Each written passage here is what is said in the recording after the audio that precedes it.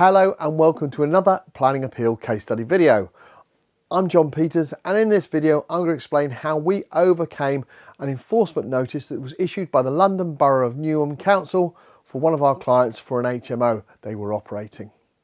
This planning enforcement notice appeal was to overcome the refusal for the enforcement notice for the change of use from a house to an HMO that the local authority had refused an application previously. Our client was initially booked in for a free no obligation consultation to run through the refusal reasons and the enforcement notice details that had been used by London Borough of Newham Council, and to evaluate if an appeal was viable for this enforcement notice or if there were any other options that could have been best suited for them. The free no obligation consultation, which took about half an hour, found that the case was viable for an enforcement planning appeal to the Planning Inspectorate, taking that decision process away from the London Borough of Newham Council Planning Department. This case was refused, well, the enforcement notice was issued because of the recent change of use represents the loss of a family dwelling within the borough. A form of housing to the council is seeking to protect from conversion. Furthermore, the loss of the family home to the house of multiple occupation prejudices the ability to stabilise the community and reduce population churn, which implications for convergence and feelings of community cohesion and safety within the borough. The change of use results in low quality housing.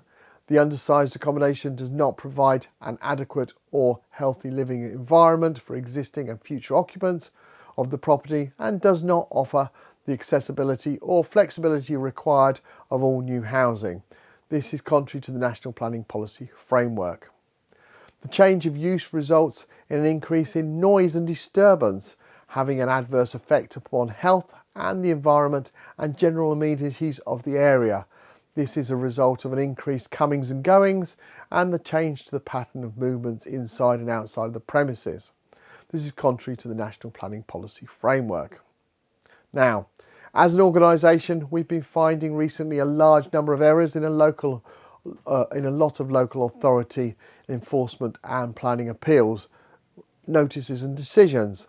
These errors help us support the appeal cases. We do suspect the increase in errors has been due to cutbacks at the local authority and unprecedented increase in workloads. Many of you are repeatedly stating that you've had little or no correspondence with the local authority, and first thing you get is an enforcement notice through the post. Our specialist team handles over 2.5% of all planning appeals in England and Wales, and a large number of these are also enforcement notices. We start by producing a comprehensive and robust appeal statement for the enforcement notice, and in this specific case it was about 58 pages, which was just over 12,400 words. It's important to detail in the appeal statement where the local authority failed in their assessment of the case and how and where possible both local and national policy applies in favour of the appeal. Additionally, if possible, bringing in similar cases that the Planning Inspectorate found in favour of the appeal. HMOs have especially on enforcement, have an additional level of what is required when producing an appeal statement, something that we're very used to, due to, as you can see by the number of them that we actually win. Once an appeal statement is completed, we send the document to our client, asking them to check that they're happy for us to submit the case. If we need to add any additional information that the client may have forgotten previously to supply, it is done at this point and the case is then submitted. It's vitally important to remember that all the documents and responses must be submitted on time throughout the process.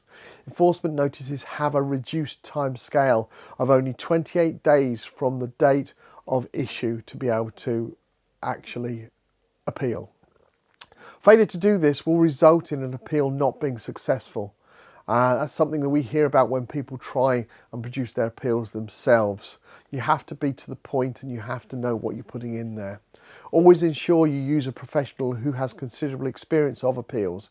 It's worth asking them for some recent successful planning appeal case studies like the ones you find on our website.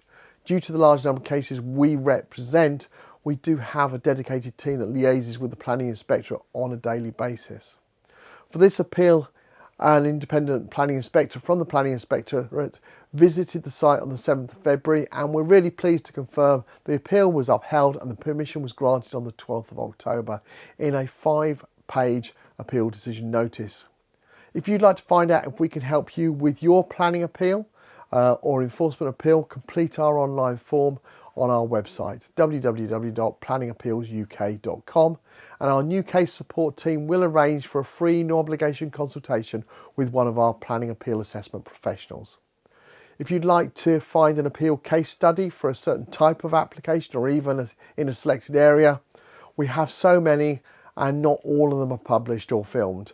But that doesn't mean that we can't show you what you're looking for. So please ask our planning appeal assessment professional during your no obligation consultation, as it's highly likely we can show you what you're looking for to give you that extra confidence.